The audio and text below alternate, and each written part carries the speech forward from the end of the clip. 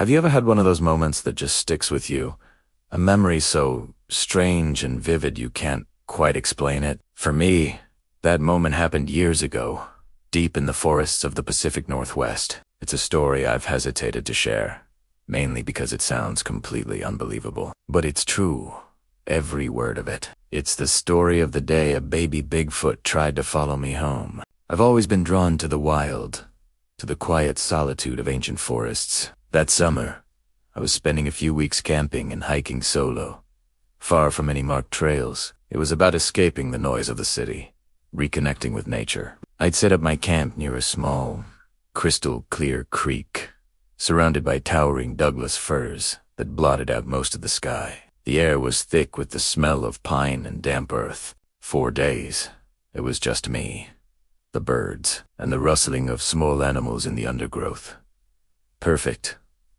The encounter happened on my 4th day out. I was following the creek upstream, just exploring, with no real destination in mind. The forest grew denser, the sunlight filtering through in shifting patterns. It was incredibly peaceful.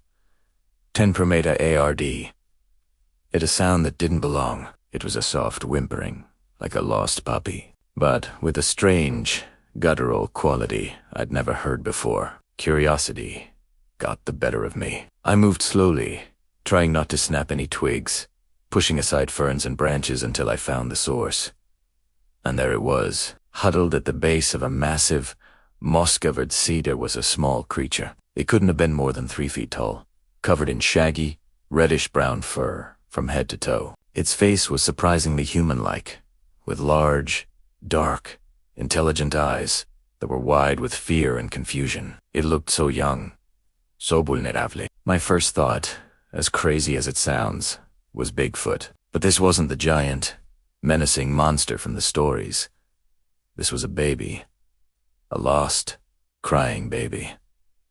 I froze. Every instinct told me to back away slowly, that a protective mother was probably nearby. I scanned the trees, my heart pounding in my chest, listening for any sign of a larger presence.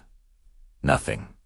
Just the wind and the whimpering of the little creature. It looked up at me, its cries softening into little hiccups. It wasn't scared of me. If anything, it looked hopeful. I didn't know what to do. My logical mind was screaming at me to leave. But my heart ached for this little being. It was clearly alone and distressed. After a few long minutes of silent standoff, I slowly lowered myself to a crouch to appear less threatening. I spoke to it in a soft, calm voice, the way you would to a frightened animal. "Hey there, little guy. Are you lost? Where's your family?" It just blinked its big, soulful eyes at me. Then, it did something that shattered my reality. It took a hesitant step towards me, then another. It reached out a small, furry hand. I stayed perfectly still as it shuffled closer, its whimpers now replaced by a series of low, inquisitive chirps and clicks. It stopped just a few feet away, cocking its head as if trying to understand me. I could see the fine details now, the leathery skin on its palms and the soles of its feet, the way its brow was furrowed with a mixture of curiosity and sadness. I spent what felt like an hour just sitting there with it. I never got any closer, respecting its space, but we shared this strange, silent communication. I tried offering it a granola bar, but it just sniffed it and pushed it away. It wasn't interested in my food. It seemed to just want company. As the sun started to dip lower, painting the forest in shades of orange and purple, I knew I had to get back to my camp before dark. This is the part that haunts me. I stood up slowly and said, "I have to go now." I turned and started walking back the way I came. After about 20 paces, I heard a rustling behind me.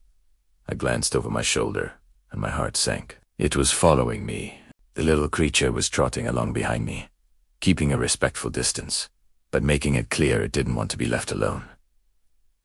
It let out a soft, pleading coo. Every step I took was a battle. A part of me, the wild, impulsive part, wanted to let it follow me, to protect it, to learn from it, but the rational part knew that was impossible. What would I do? Lead it back to civilization? It belonged here, in the wild. Its family had to be looking for it. Taking it with me would be a death sentence for it, and could be incredibly dangerous for me if its parents showed up. I had to make the hardest decision of my life. I stopped, turned around, and looked it straight in the eyes. I raised my hands and took a firm step towards it, shouting, "Go! Go back! Find your family!" My voice cracked with emotion. The creature froze, its large eyes welling up with what looked unmistakably like tears. It let out a heartbreaking, mournful cry, a sound that will echo in my memory forever. It took a step back, then another, before turning and disappearing into the dense thicket of ferns. I stood there for a long time, listening, hoping to hear it call out again, or better yet, to hear the answering call of its mother. But all I heard was the silence of the forest. The walk back to my camp was the longest and loneliest of my life. I packed up my gear before dawn the next day and hiked out. I couldn't stay there any longer. The joy and peace of the wilderness had been replaced by a profound sense of loss and guilt. I never told anyone the full story until now. Who would believe me? They'd say I imagined it, that it was a bear cub or I was just seeing things. But I know what I saw. I can still see those big, dark eyes, full of trust and then betrayal. I often wonder what happened to him. Did he find his family? Did he survive? I hope so.